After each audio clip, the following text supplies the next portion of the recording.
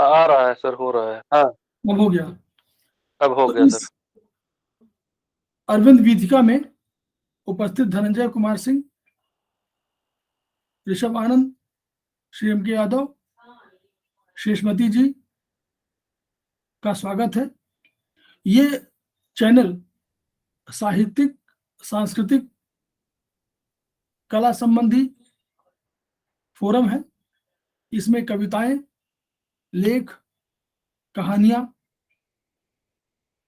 शेर व शायरी ये पढ़ी जा सकती हैं।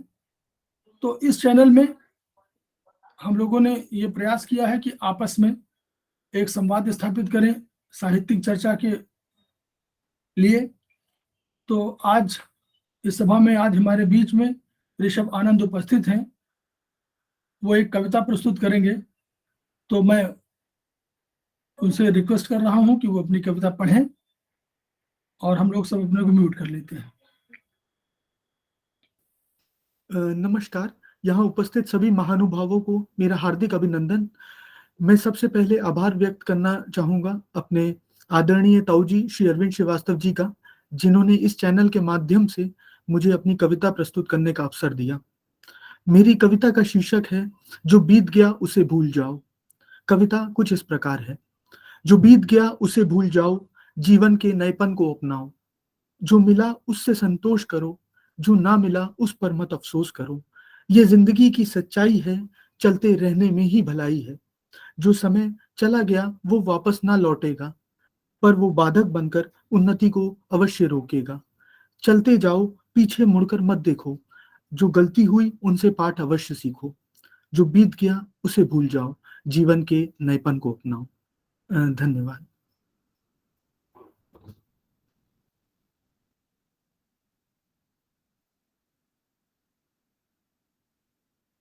सर अनम्यूट कर लीजिए अपने को। अभी समय है तो मैं अपने को एक कविता अपनी प्रस्तुत कर रहा हूं। बाद में आएंगे तो देखता रहूंगा उसमें और कुछ करना है।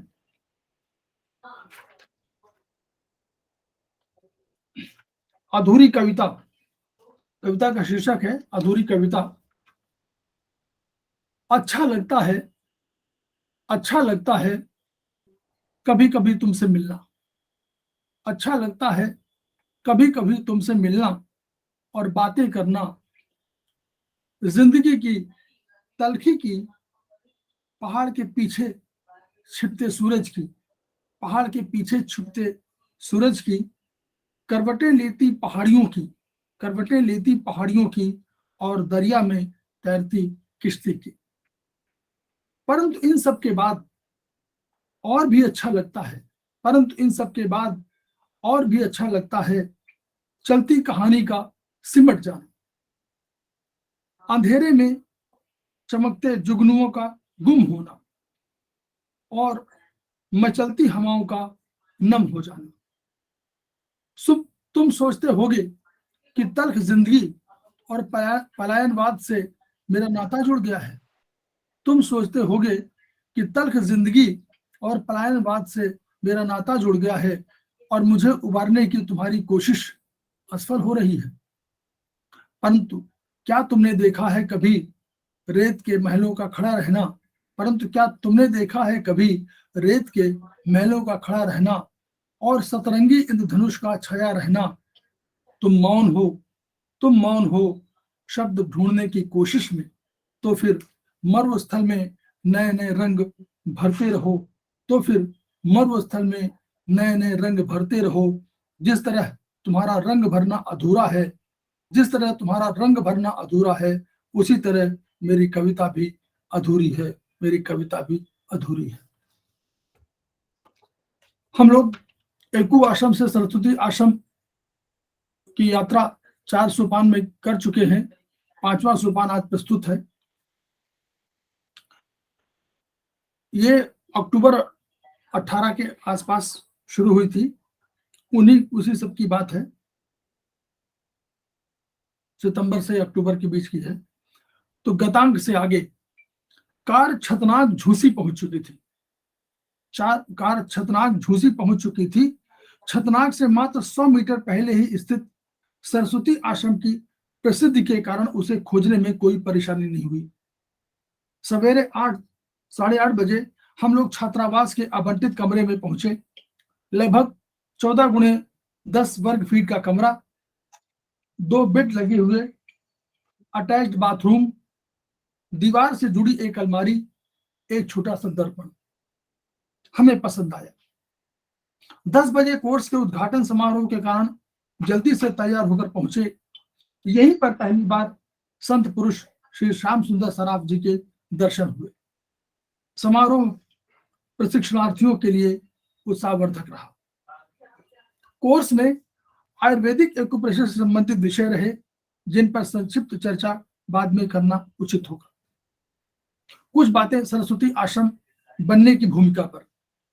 यात्रा से महायात्रा बनने के काल में वर्ष 2003 के आसपास ईश्वरीय प्रेरणा से संत श्री माता प्रसाद खेमका के निर्देशन में और संत श्री जेपी अग्रवाल के नेतृत्व में कुछ तेजस्वी पथिकों ने यात्रा पथ को ही अभूतपूर्व बना डाला। यदि रोगों से लड़ना एक संघर्ष है, तो युद्ध व्यूह रचना में प्रथम पंक्ति, द्वितीय पंक्ति और तृतीय पंक्ति के सेनानायकों ने इस यात्रा पथ में आधुनिक शोध की सहायता से ऐसी चिकित्सा प्रणाली का भंडार एकत्र किया जो आने वाली मानवता की सेवा में महत्वपूर्ण साबित हो रहा है।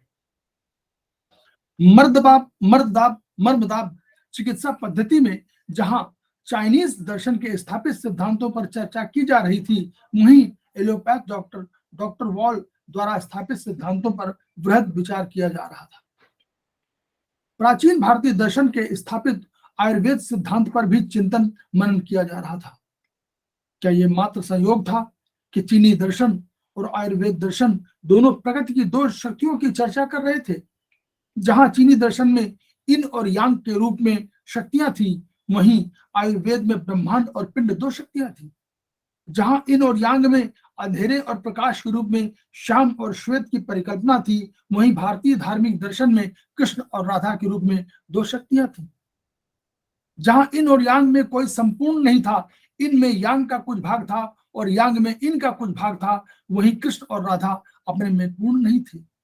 कृष्ण में राधा का कुछ भाग था और राधा में कृष्ण का कुछ भाग था। जहां इन अव्यक्त और अमूर्त शक्ति थी, यांग व्यक्त और मूर्त शक्ति थी, वहीं भारतीय दर्शन में ब्रह्म अव्यक्त और अमूर्त शक्ति थी, अवतार व्यक्त और मूर्त शक्ति थी। कुल मिलाकर एक्यूआश्रम का चिंतन एक सुगठित आकार ले रहा था। चीनी दर्शन में यह मान्यता है कि प्रकृति के सामंजस्य के बिना जीवन संभव नहीं है। यह मान्यता भारतीय आयुर्वेद दर्शन में भी है और अधिक स्पष्ट रूप से परिभाषित भी। भारतीय आयुर्वेद में आकाश, वायु, अग्नि, जल, पृथ्वी नामक 5 भौतिक महाभूतों के अतिरिक्त 4 पराभौतिक महाभूत भी हैं। ये भी प्रकृति की अन्य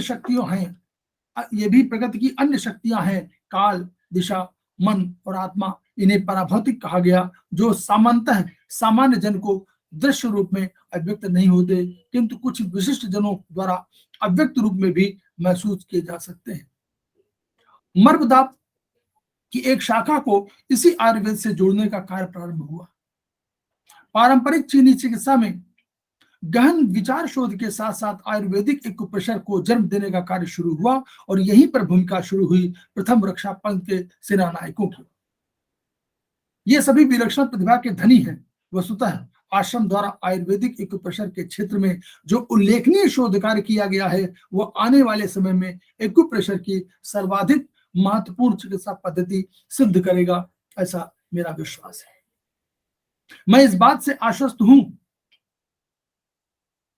कि वैसे तो प्रथम रक्षा पंक्ति में अनेक प्रतिभाशाली सहयोगियों का योगदान है, परंतु मेरी दृष्टि में 2 संतों सहित निम्नलिखित प्रतिभाएं प्रथम रक्षा पंक्ति में हैं।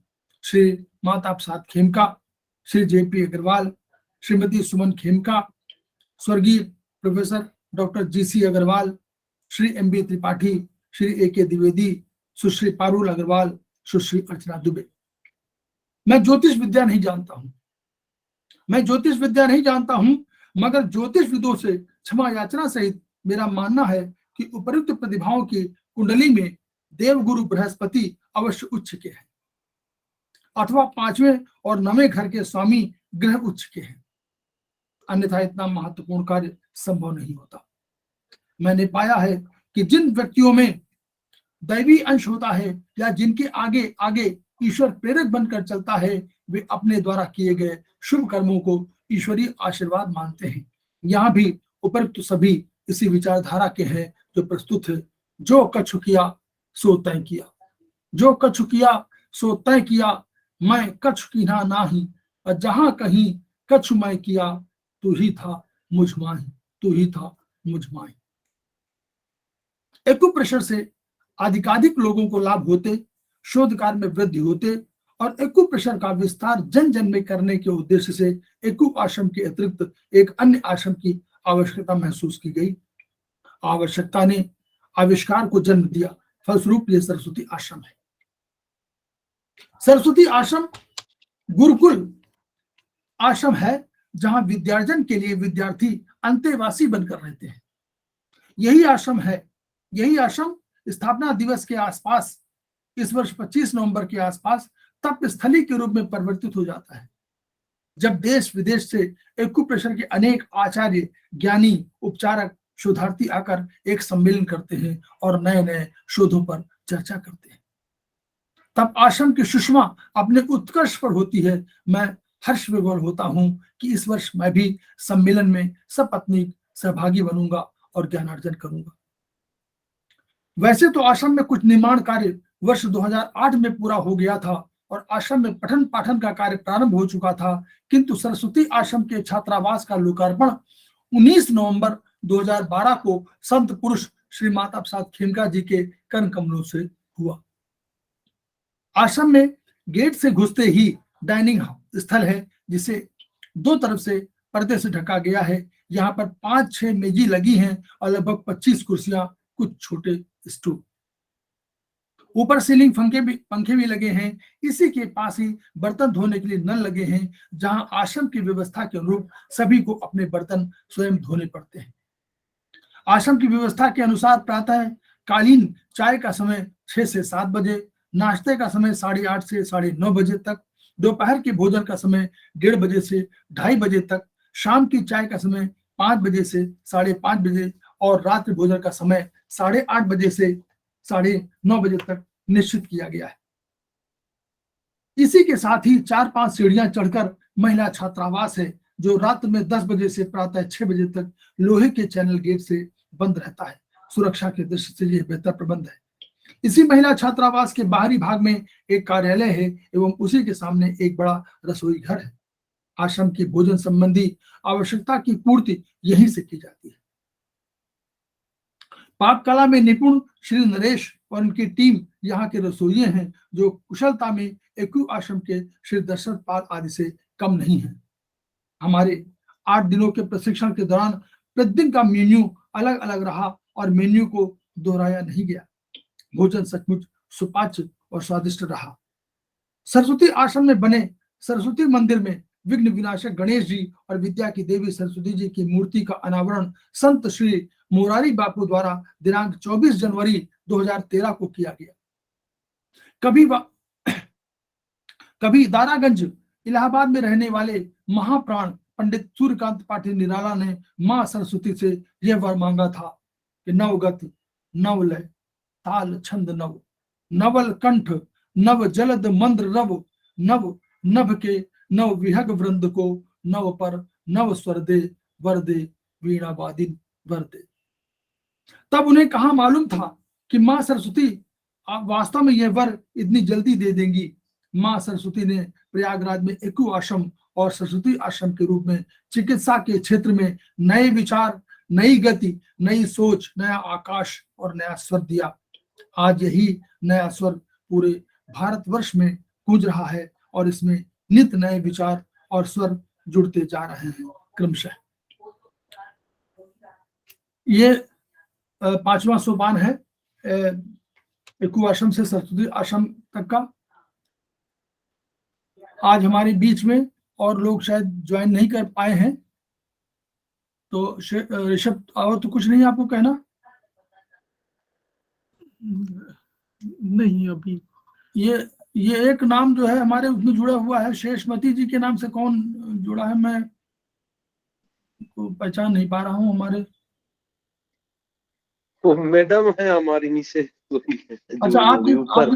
अचानक से जुड़े ही क्या वो? हाँ वही हाँ, तो ऊपर में। पहले जुड़ी थी वो। हाँ वही मैंने हाँ देखा। हाँ, कल ही से हाँ तब से सुन रही है, बड़ा अच्छा लग रहा था और कुछ उसको। आप और कुछ रोका उसको, यही रोक दिया जाए कि क्योंकि आज तो वो बीरन पाल जुड़े नहीं हाँ ठीक है सर, आज है। अब आज जुड़े नहीं है तो रहने दीजिए, इसे यहीं समाप्त कर दीजिए। अच्छा ठीक, तो ठीक है, हम लोग जो है अभी एक सेकेंड इसको रिकॉर्डिंग स्टॉप कर दें फिर हम शुरू करें।